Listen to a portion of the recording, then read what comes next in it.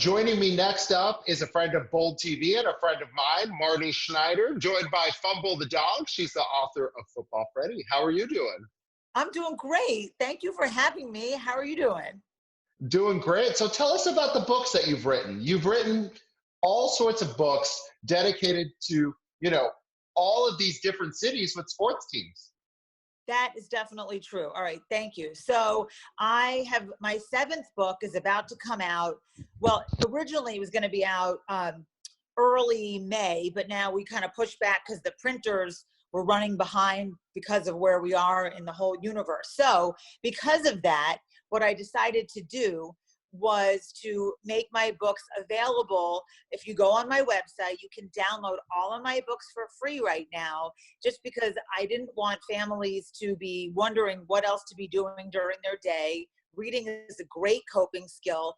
My books take you on these great tours through really wonderful cities. So far, there's 7, but we're going to finish all the 32 professional football teams. And so you can download the book and print it out, read it. And I've been doing a lot of Zoom classes and joining in and reading them. And it's been lots of fun. So I'm super psyched about that. And let's see, Game Day in Dallas is my most recent book on there. Yeah. Yeah. So tell me how, not a lot of people know this about you, but your grandfather was someone who owned a professional sports team. Can you tell us a little bit about that? Yes. So my grandfather, Leonard Toews, owned the Philadelphia Eagles. And I had this really amazing, unique childhood where I got to travel around with my grandfather and my mom, Susan, who ran the team for my grandfather. So she's the first and only female general manager, legal counsel, and vice president of a professional football team. So I really was so immersed in football, but also my mom was a teacher prior to becoming a lawyer and running a football team. So reading was something that I just had the opportunity to really, learn everything while reading. And so I wanted to share that. And that was really the genesis of the original Football Freddie and Fumble the Dog Game Day in Philadelphia. And then everybody loved it. So we just started writing more and doing all the great cities that we have in our country.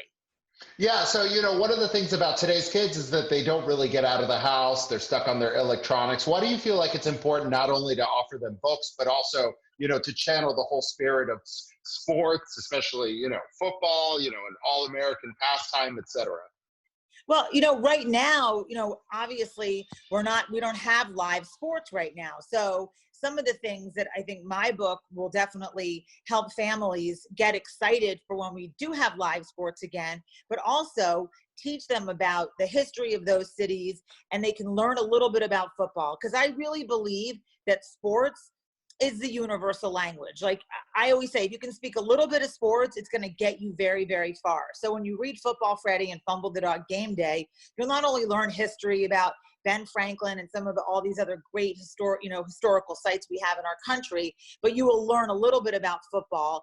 And to me, if you can speak a little bit of sports, it's going to help you with all the other things that you're going to encounter professionally and certainly personally. Yeah, and one of the other things you touch on too is kids with special needs, veterans. You cover a lot of different topics in your books, don't you? Thank you. That's definitely true. I wanted to find a way to incorporate all the things that I learned growing up. So the military was a huge, my grandfather was a veteran, served our wonderful country. I love veterans. I'm so grateful that we have first responders, obviously the military, the police, the fire departments, and then also recognizing that there's so many different kinds of people out there and children that might be autistic. My best friend from college, her son is autistic. So in Game Day in Pittsburgh, he's Freddie's tour guide and he shows her the city. And just that, we're kind of just all trying to figure out what to do to get along. And so I believe that my books really are a great way to show love through reading and through traveling and just sharing these great opportunities to explore our cities without necessarily even having to go there. Yeah, and also evidently you have the calmest Chihuahua I've ever encountered, because I have one and it's definitely not that calm. So no, well, I told you, he thinks he's a gigantic pit bull when we're outside because he's very protective of me, right? Oh, he's a very handsome guy. Yeah. So where do we go to find your book? Keep the kids occupied. It's a major issue right now. Yeah. It is. Okay, so that's why I wanted my books to be available for free. If you go to footballfreddie.com, which is my website, all the books are there in PDF form, so you can download them, you can print them out, you could just go online and read them. Also, my books are available on Amazon and Barnes and Noble, all the usual suspects. But truthfully, I just felt like my contribution, or one of the ways that I could contribute, was to make my books available for free so that families that are definitely struggling, and I know right now this is a really hard time, and my heart goes out to so many families, that I wanted them to be able to have something fun for their children to do. But also, by the way, my books aren't just for kids. I've been told that they're, a book for all ages. So it's great, to take this book and share it with your grandparents. You can share it with your older siblings, younger siblings. So footballfreddie.com, and everything's on there. And then you could go to my Instagram or Facebook and send me a message, and I would love to, join into Zoom classes and read and everything else. You're very lively social media. I'm a follower. So we appreciate everything you do, Marnie. All the best to you, your family, and of course, the little doggy on your lap. Oh, thank you. Yeah, I'm very fortunate. Thank you for having me on to talk about Football Freddie. And again, I just want to send a big thank you to all the first responders, the doctors, the nurses, the caregivers, the truck drivers. I'm from a truck driving family.